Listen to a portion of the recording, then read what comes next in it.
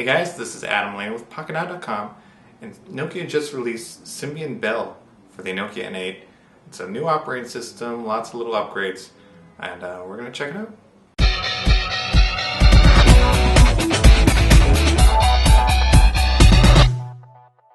First off, we'll start with the lock screen, which has changed a bit. Got a different font there for the time, and everything is left aligned. So that's an interesting change. And we press switch to unlock, and here's the new home screen. Now a lot has changed here. We no longer have 3 home screens. We have an ability to choose up to 6. And you see the little dots at the bottom to indicate which home screen you're on. So you can swipe and see all the home screens, and it comes right back to the beginning if you go too far. And this is a lot like Android. We also have some updates. No longer are your widgets on the Symbian screen limited to a specific size. You can now have all sorts of different size widgets, just like Android, of course. And tap and hold, and the little X, I can delete it. Remove that widget. So tap and hold again, and we have a little menu come up. I can add a widget or a shortcut or change the wallpaper. Let's choose a widget. Here we can see all the ones that are available. Down here we have a marketplace button where you can choose some more widgets to download. Which one was I going to choose? Music player. There we go, and of course you can add some more. Okay, if you can hit it right. And we can move them just the same as you would on Android if there's room. Alright, and one thing you notice is this by default we're getting different background images for each home screen. It's kind of weird, but we can tap and hold and obviously change wallpaper and choose something from your image gallery or wherever.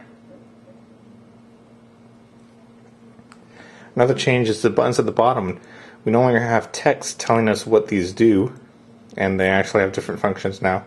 This one is the menu. This one is the phone.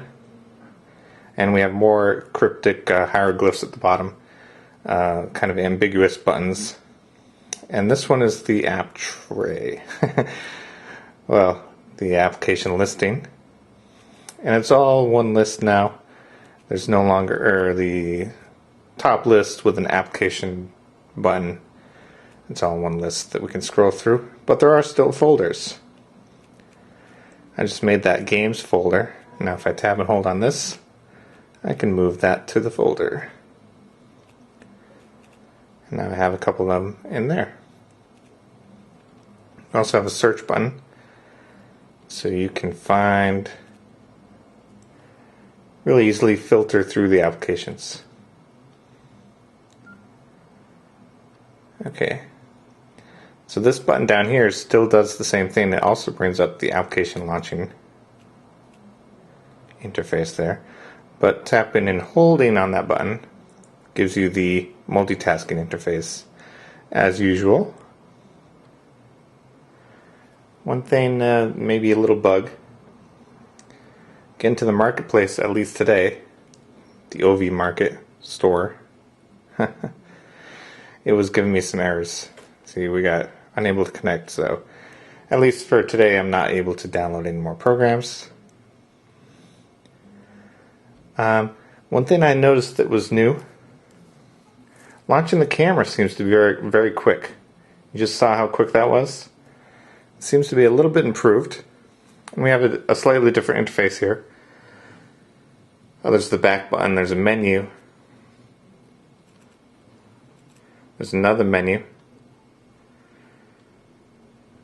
And the scene settings is under that A.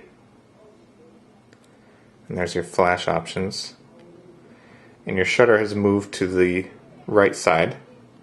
And there's your switch for changing to movie mode. Of course, the top button will still work. And it seems to do pretty quickly. It felt a little bit quicker than before, but I'm just going by memory because I only have one N8 here. I can't compare.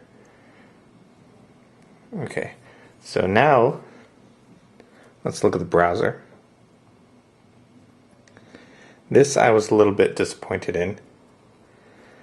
So I will show you, let's start with some HTML5 tests. This is our standard fisheye tank. And you can see it does not do very well.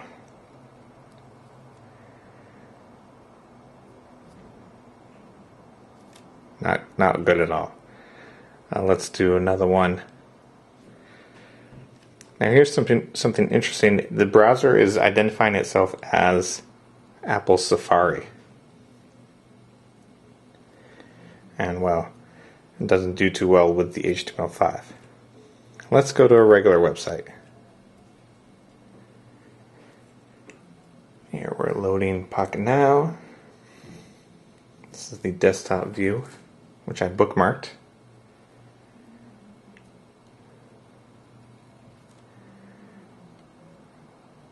And it is occasionally unresponsive.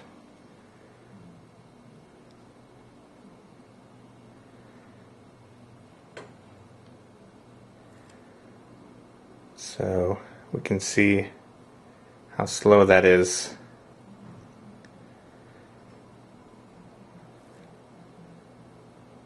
If you want to read a web page, it is a bit difficult, to say the least.